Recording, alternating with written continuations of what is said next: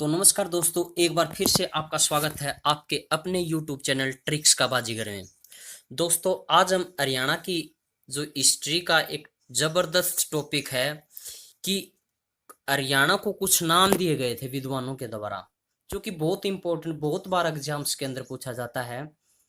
और दूसरा जो टॉपिक आज हम स्टडी करेंगे इसी के अंदर कि कुछ हरियाणा के ऊपर बुक्स लिखी गई थी विद्वानों के द्वारा, वो सब हम बहुत ही ट्रिक के साथ आपको याद करवाने की कोशिश करेंगे।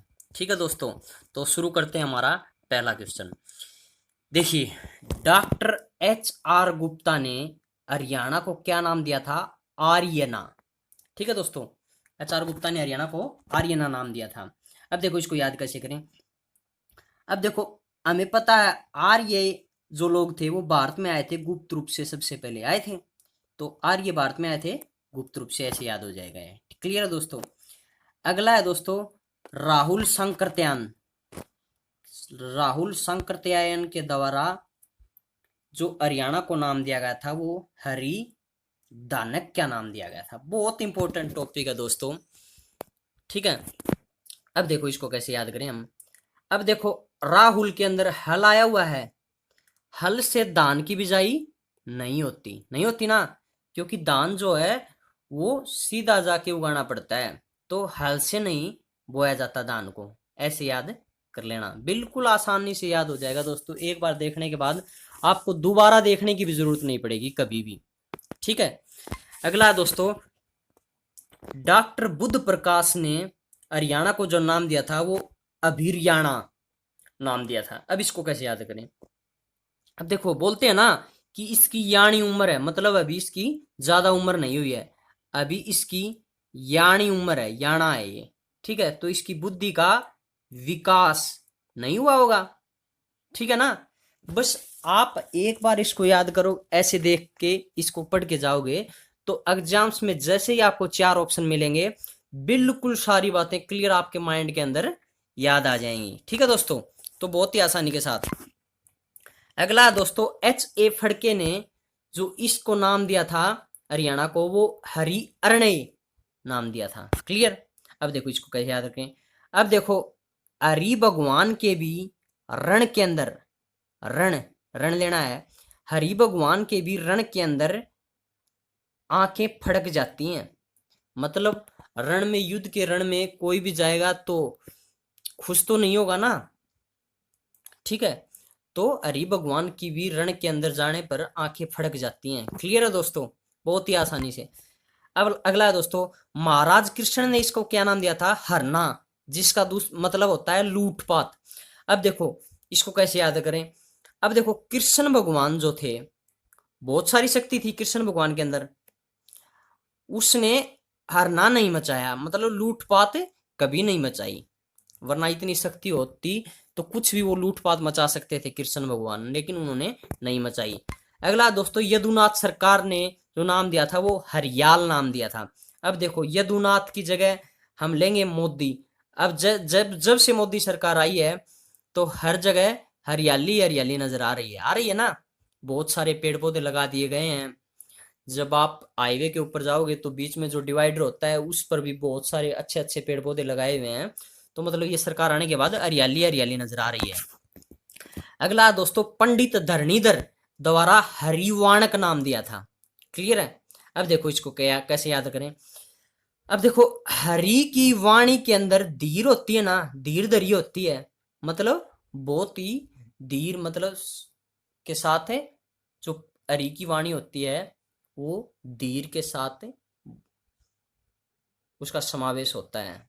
ठीक है दोस्तों, तो ये क्वेश्चन थे जो हमने स्टडी किए हैं।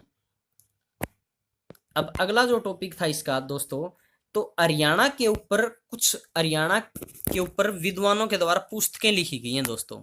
ठीक है, वो कौन सी पुस्तकें थी? The geography of Rigvedic India, बहुत इंपॉर्टेंट पुस्तकें हैं दोस्तों। ये किसके द्वारा लिखी गई थी? ML भार्गव के द्वारा। अब देखो इसको कैसे याद करें। ज्योग्राफी जो है ऋग्वेद काल से इंडिया के अंदर चली आ रही है। ऋग्वेद काल हम पढ़ते हैं ना, ऋग्वेद काल का जो ऋग्वेद है उसको हम स्टडी करते हैं। तो उस टाइम की ज्योग्राफी जो है इंडिया के अंदर हम स्टडी करते हैं, मतलब हम बहुत भाग्यशाली हैं कि हमें उस टाइम की ज्योग्राफी आज भी मिलती है इंडिया के अंदर, बहुत भाग्यशाली हैं। क्लियर है दोस्तों। अगला दोस्तों, हरियाणा ए हिस्टोरिकल प्रोस्पेक्टिव, ये जो पुस्तक थी, ये जो लिखी गई थी, ये S.C. मित्तल के द्वारा लिखी गई थी। अब देखो इसको कैसे याद करें। देखो आपको ये नाम याद रखने की जरूरत नहीं है। जैसे ही आपको एग्जाम्स में कोई बुक मिलेगी, आपको उसका राइटर पूछा जाएगा, तो आप ऐसे रिलेट करके उसको अपने आप दिमाग में आ जाएगा। आपको पुस्तक का नाम याद करने की जरूरत नहीं है। ठीक है दोस्तों। अगर कुछ भी इन पुस्तक से या किसी भी प्रकार की वीडियो में अगर किसी भी प्रकार की समस्या आपको उत्पन्न होती है, तो आप कमेंट सेक्शन में जाके कमेंट जरूर करें दोस्तों, जिससे हमें मोटिवेशन मिलता है। अगला दोस्तों, अगली पुस्तक हरियाणा ए हिस्टोरिकल प्रोस्पेक्टिव।